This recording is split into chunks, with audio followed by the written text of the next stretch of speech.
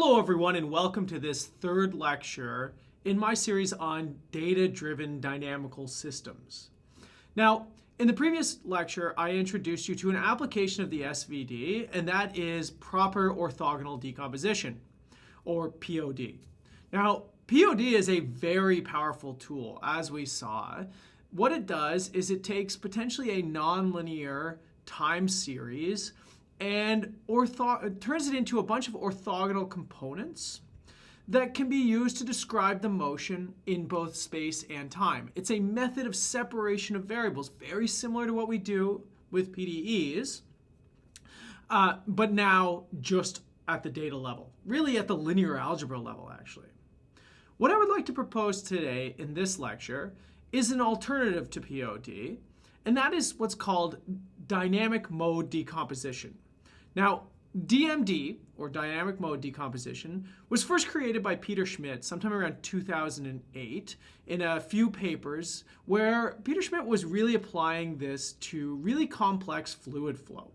And what you're going to see with this application, this method, Dynamic Mode Decomposition, is that it is very well suited for high-dimensional data that you would like to push or forecast into the future in a very simple way.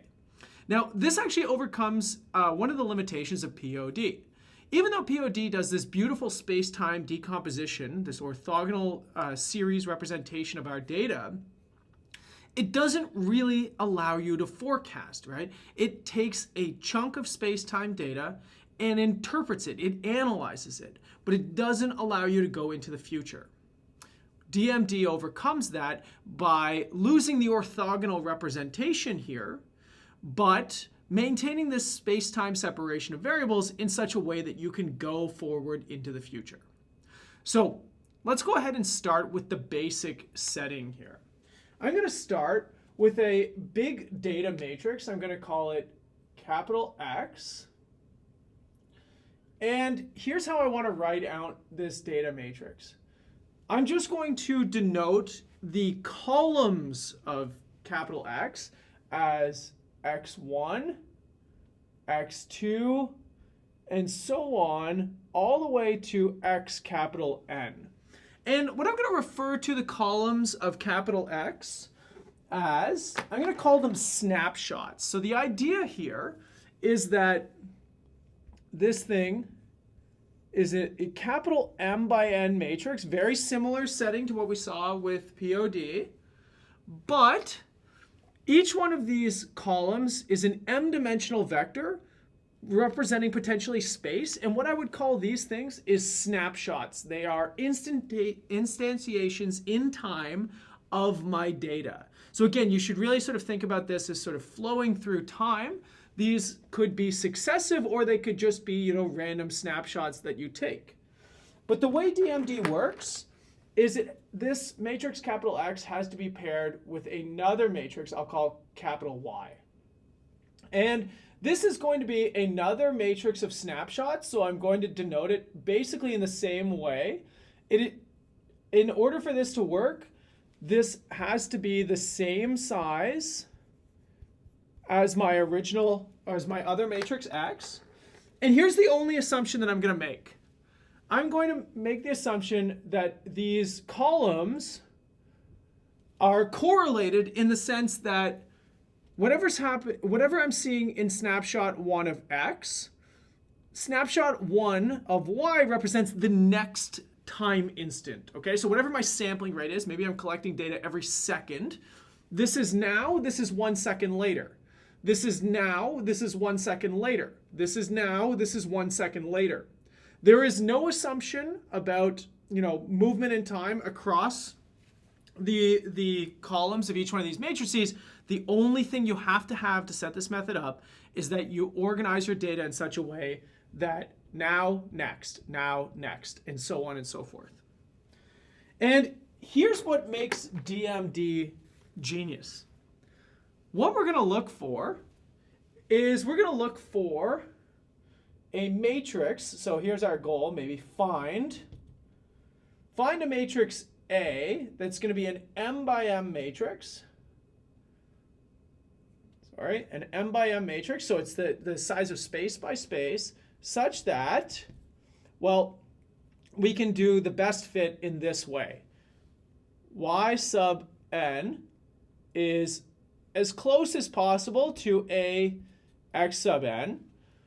And this is going to be for all n from, over all of the snapshots. So what is it that I'm really looking for here? I'm looking for a linear transformation that moves me one step forward in time. Okay, so look at what's happening here. What's snapshot of now, snapshot of next, maybe 1 second later. And the way of moving between those, I want to just find a linear transformation, apply a matrix and push me forward in time. Now, I can write this more compact. I can write this because I want it to hold for every single column of both of these matrices. I could write it compactly, so compactly, using these matrices that I've defined. And really what I want to do is I want to find matrix capital Y equal, or at least as close as equal, maybe we should put squiggly lines here, to my unknown matrix A times my known matrix X. That's the goal. That's what DMD is trying to do. We would call this matrix A the DMD matrix. So how do we set this thing up? Well, what we're going to do is we are going to look to minimize the residual between these two things. And what I mean by that is find the minimum of this norm difference between these two things. So looking for the minimum over all matrices A such that capital Y minus A times capital X is as small as possible. And here I'm going to use what's called the Frobenius norm. We talked about this with the SVD. All this is because this thing is a huge matrix.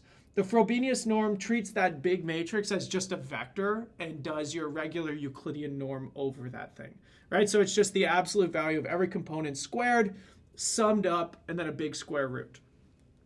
So it's really sort of component-wise residual. You want to get these two things as close as humanly possible. Now, this effectively becomes an optimization problem, right? You are trying to minimize something here. So the question is, do we actually know the minimum, or do we have to use something like maybe gradient descent or maybe a more complex optimization algorithm? Well, it turns out that these kind of matrix minimization problems have been studied for up to about 100 years or so, at least from a theoretical side, and we know explicitly what the minimizing matrix is. So we can actually write down a formula for A in terms of these matrices X and Y. Now, one thing that I want you to take a look at is clearly if A was invertible, then if X was invertible here, then the answer would be Y times X inverse. But of course, X might not be invertible. Actually, it's probably not invertible because it's not even square. So the answer is not just inverting X here, right? It's not that simple. But it is very close because the answer involves a pseudo-inverse. So the sort of solution to this thing, and you can prove this, is I'm going to say a DMD to represent, the DMD matrix. Okay, the solution is given by Y multiplied by X, and if this was invertible, this would be X inverse, but because it's not even square, we're going to use this dagger notation. This is what's called the pseudo-inverse. So of course the question is, what is the pseudo-inverse? The pseudo-inverse, sometimes called the Moore-Penrose inverse, is the closest possible thing that you can get to an inverse under some suitable assumptions here for these maybe non-square or non-invertible matrices. Now, I will actually show you explicitly how we can compute the pseudo-inverse. So again, this is what's called the pseudo-inverse. Well, here's what we know. We know that this actually comes from the SVD. So if I write the matrix X as U sigma V star, remember we learned this 2 lectures ago, every matrix has it. even if it's not square. Then the pseudo-inverse is kind of like taking an inverse here. So it's going to reverse the directions, and it's going to apply a inverse to every single one of these terms. Now remember, V star is the inverse of V. So inverting that again gives me V. Similarly, U's inverse, because it's assumed orthogonal, is U star. And then all you're left with in here is sigma. And again, you see that notation for pseudo-inverse. But what this really is, remember, sigma is just a diagonal matrix. Now, if it was a diagonal matrix with non-zero entries all the way down, the inverse of that would just be 1 over all of the entries on the diagonal. This thing is basically the same thing. It's if you have a non-zero entry on your diagonal, its pseudo-inverse becomes 1 over it. But if you've got a 0 on the diagonal, then you just keep it as 0. That's all it is. Very, very, very simple computation. Take a look at computing the pseudo-inverse. If you've already got this SVD, it doesn't require much work. Now, that means that the DMD matrix, though, is given by matrix Y, which was given to you, and then this multiplication right here. Sigma pseudo-inverse, and then U star. This is the explicit computation of the DMD matrix that best approximates a linear time step between your successive snapshots. So the first question you might have for yourself here is, well, what could I do with this? Well, because this pushes me forward in time, I could look at a different initial condition for my system that data is being gathered from, right? Imagine this data was really expensive to generate. Maybe it was a fluid simulation or very, very complicated simulation that took days or weeks or months to gather all this data from. Well, what this allows me to do is very quickly and cheaply, forecast other initial conditions. So imagine we did this. We took, let's call this Z. Let's call it Z0 for an initial condition, is a vector in Rm, okay? Then if I want to time step this thing according to whatever was time stepping these, I could get, say 1 second or 1 time instant into the future just by multiplying by A. Think about how cheap that is. Let's put some of these through. That is an extremely cheap computation. Matrix multiplication is something that computers can do extremely fast. But not only can I go 1 step into the future, because I can just multiply through by A again. And I could do this over and over to say I can go anywhere in the future just by multiplying powers of A into my initial condition here. So that is a fast and accurate, potentially cheap way of putting myself forward in time. Remember, I said it's possible this could have taken me days or weeks or even hours. That's a long time to wait to generate some of this data. To multiply through by doing this matrix multiplication, even if M is something like 100,000, this is cheap. This is really, really quick. I would guess it probably takes to go 10, 20, 30 steps into the future, maybe less than a couple minutes compared to what could have been a very, very long time.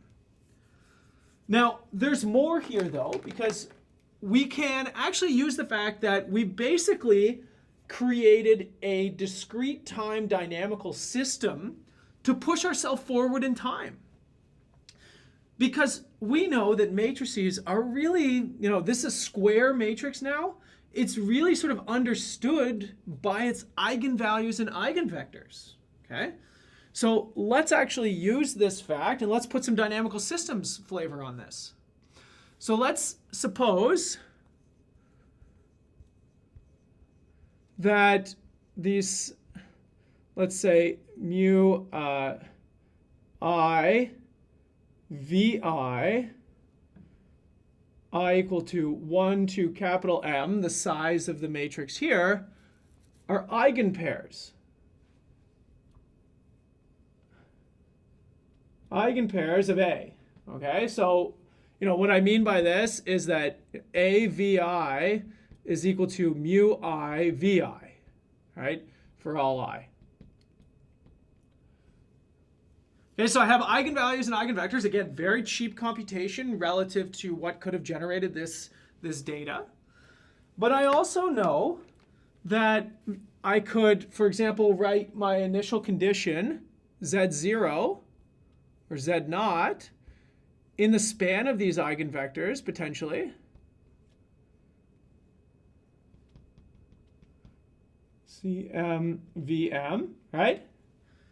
And so what that means is that if Z1 is A applied to Z0, then because of this linear span and because each one of these things is an eigenvector, I'm going to get C1 mu1 V1, right? Because I get A times V1, which is just mu1 V1, plus C2 mu2 V2, same thing, all the way up. And it tells me, essentially, that to go forward in time, I just need to stretch or compress or rotate these eigenvectors. Because I could do this for any power. And I get C1 mu1 to the n, V1, plus C2 mu2 to the n, V2, and so on and so forth, right? And of course, you could have started with C1 equal to 1 and everything else equal to 0. You could have started on an eigenvector, and that means you found an invariant direction of your data, essentially. Now, that means that we've effectively decomposed our DMD matrix, or at least our data, into these eigenvectors, which we call the DMD modes. So VI are DMD modes.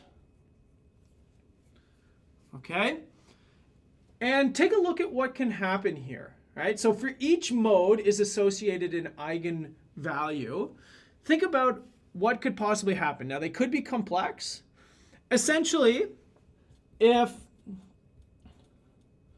mu I is less than 1, this implies that mu I to the power of n will go to 0. Right? It's a decaying mode. And then, similarly, if mu I is bigger than 1, then mu I to the n, let's put an absolute value around this, will go to infinity. Okay? And then there's also the edge case where this is equal to 1, where you're just sort of rotated around, but you sort of maintain the shape.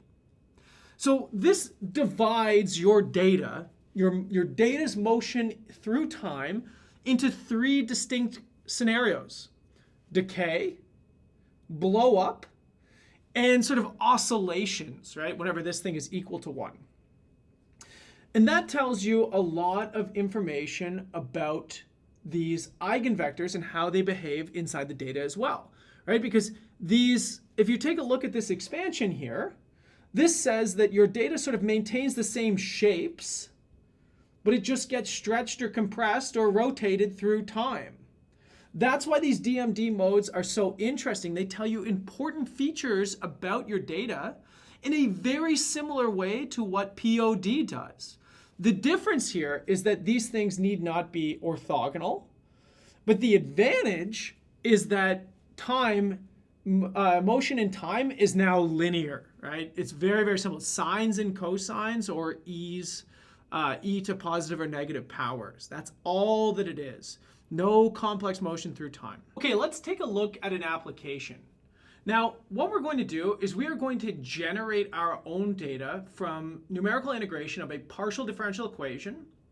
Once we generate the data, we're going to forget about the equation and just use that data to simulate or to seed our DMD method. Now, we're going to gather data from what's called the nonlinear Schrödinger equation. So here is the equation. I is the complex constant, and I have an unknown u, so I have a time derivative right here, plus a second order space derivative. Sort of looks like diffusion, but in this case it's called dispersion. That comes from the I right here.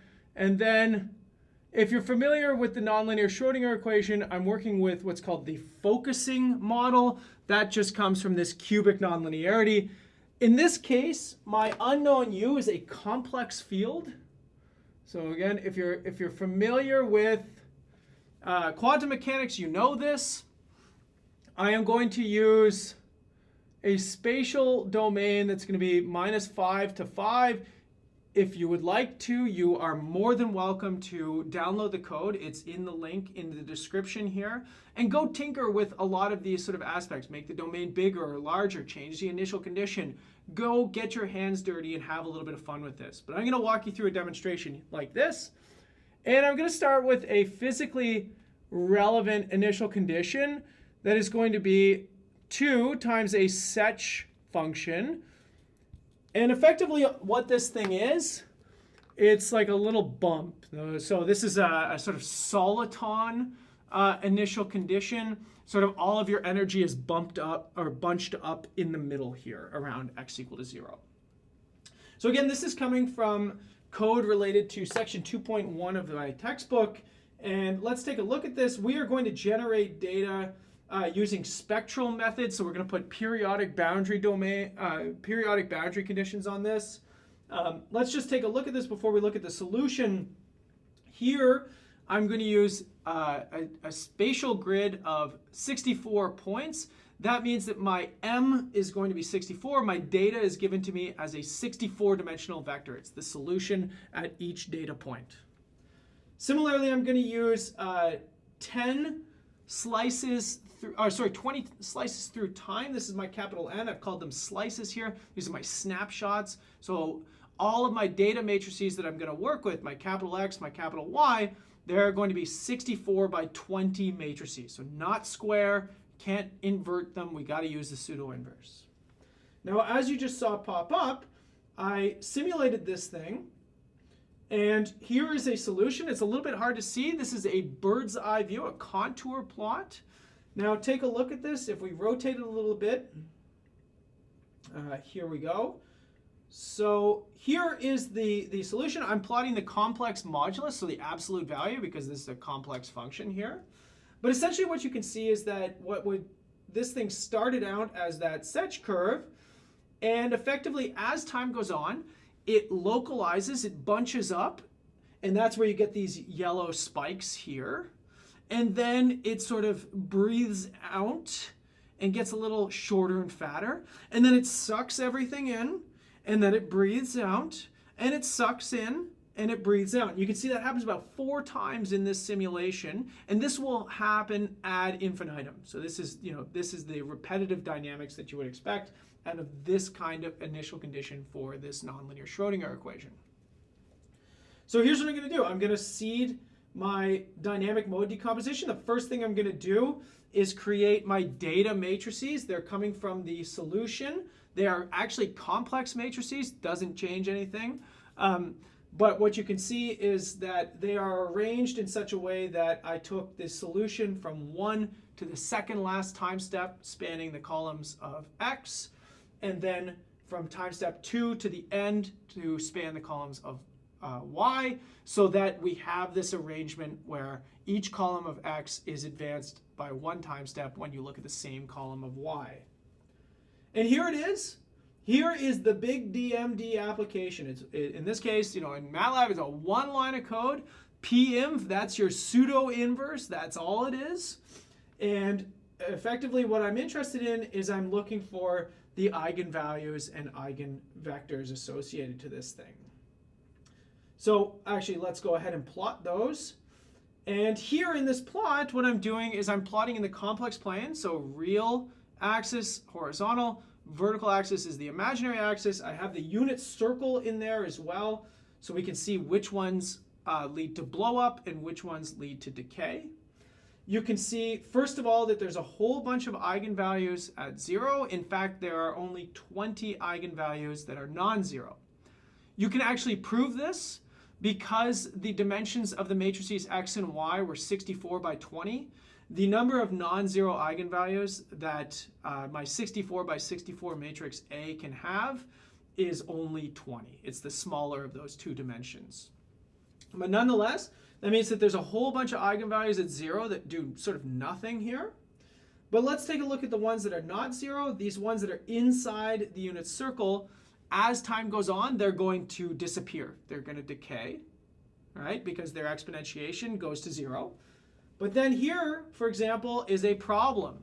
Because this one's outside the unit circle, it means that as I go forward in time, that thing's going to blow up, right? I take successive powers of it, and it's going to get bigger and bigger and bigger, and eventually, completely destroy my prediction. So I'm not going to be able to predict far into the future, especially because I know the solution to this is just tightening and relaxing, tightening and relaxing. It doesn't blow up. So here's what I want to do. I want to compare the DMD prediction with my numerical integration here that I'm going to take as the sort of ground truth. And the way that I'm going to do that is I'm going to take my initial condition in Z to be the same initial condition, the 2 sets of X, that I used to generate the data. And I'm going to step this forward way far in time. So I'm going to go up to 200 time steps into the future here. And you can see that, to go 1 time step into the future, all I do is multiply by A. Nothing fancy. Beautiful, very, very fast loop here. Going over 200 takes seconds. But what I want to do is I want to compare. So remember my data, I only had 20 snapshots of data. That was denoted by slices. So I'm going to look at the last snapshot of data, which is the last column of Y, and compare it to my prediction from Z. Now remember, Z starts counting at 0. That's why I have a +1 here. But also I know that those eigenvalues outside the unit circle, they're going to lead to blow up. So eventually I'm going to start seeing my predictions get bigger and bigger. So let's take a look at the norm of these vectors as well and see if we start looking at blow up, if we go 100 units into the future or 200. So let's take a look at this. Here's some values for us. Here is the prediction between the final snapshot, Y of 20, and the DMD prediction. Now that's pretty awesome. 10 to the -10. That is so ridiculously small that you would never be able to tell the difference. That is truly amazing. Okay? We have taken something with nonlinear in its name, nonlinear Schrödinger equation, and we're able to predict it with a linear dynamical system, just a matrix multiplication. But of course, this is only going to work so long. We can see that if we did this 200 time units into the future, my soliton would still be, breathing in and out, but my DMD prediction would be blowing way up. And especially, you go 200 units into the future, you're at 10 to the 5 now. This thing is, it's completely gone. So the question is, can we improve these long-term forecasts? Because I would contend that these results that you are seeing on the screen right here are very good in the short term and very bad in the long term. Okay? And we know why they're bad in the long term, because you have blow up. So what we could ask ourselves is, do I know anything about the data that could be used to help me? And the answer is yes, in the case of this specific equation. Now what I'm going to describe to you is now referred to as physics-informed dynamic mode decomposition, piDMD. Okay? And the idea here is that we build physics into this in order to get better long-term approximations. And specifically, we're going to use the physics of our nonlinear Schrödinger equation. I'm going to use a known fact about this equation, and I'm going to state it for you for a second, and then we'll talk about it. I'm going to take an integration over space of my complex solution at every point in time. Okay?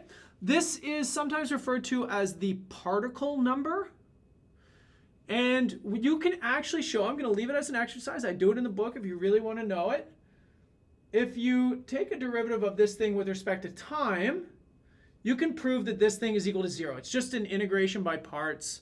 It's really, really simple if you can follow along. But what does that mean? it means that the particle number, this integral, doesn't change in time. This is a conservation law in physics. This means that the number of particles described by your system remain constant. You never lose them and you never gain them. Right? So this is a physical conservation law that we can use to inform us. So the question is, how can I build this information into dynamic mode decomposition?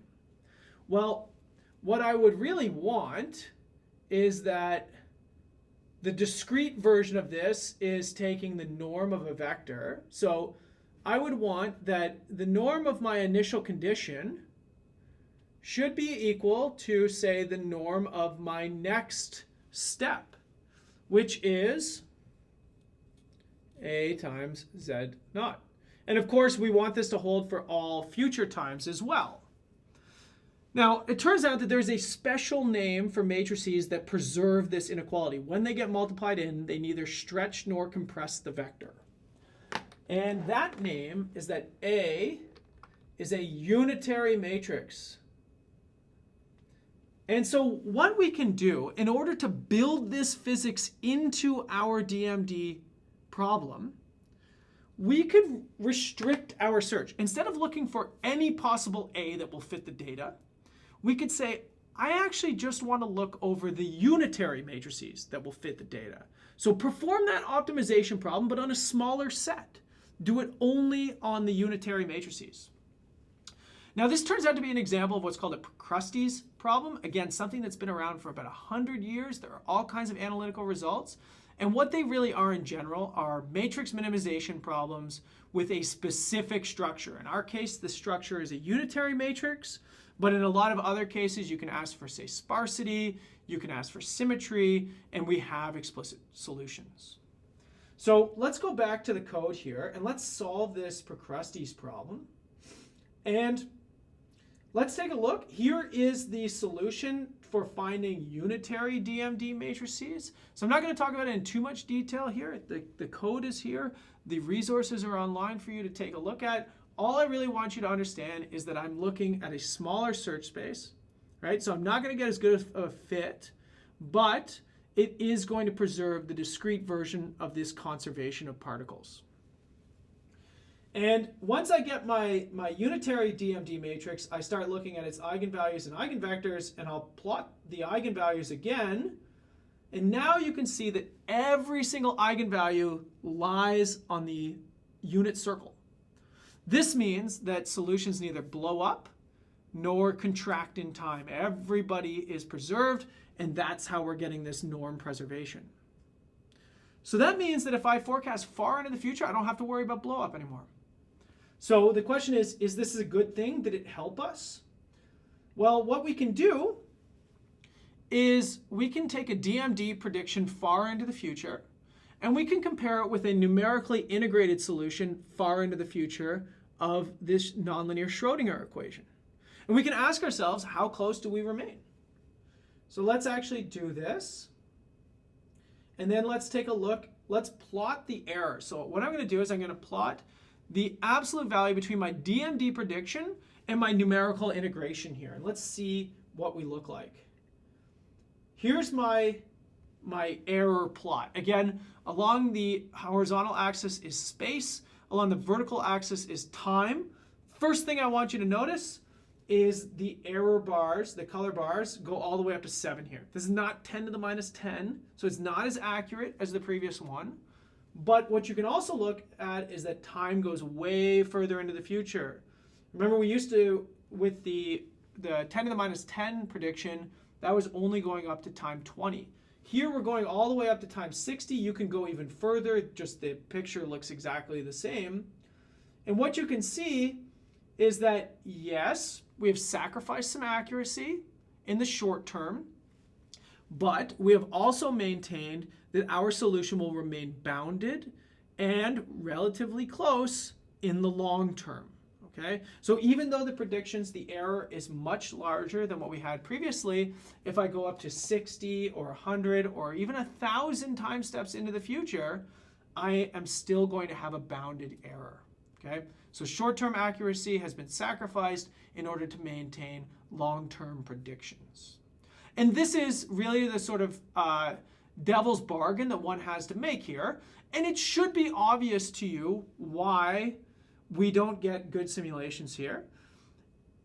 This is the nonlinear Schrödinger equation. It has nonlinear in the name. We are trying to make it linear through DMD, even though it's not linear.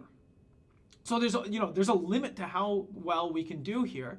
And the question is, what specifically do you want to do? Do you want short-term predictions that are very accurate?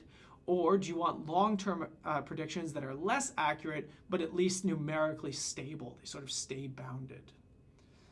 So this is the basics of DMD. We're going to continue talking about DMD through the next few lectures. And in particular, in the next lecture, what we're going to learn is sliding window DMD. It's a variant of DMD that is used to help with multi-scale data. That is data that evolves on multiple different time scales. So I'll see you all in the next video, everyone.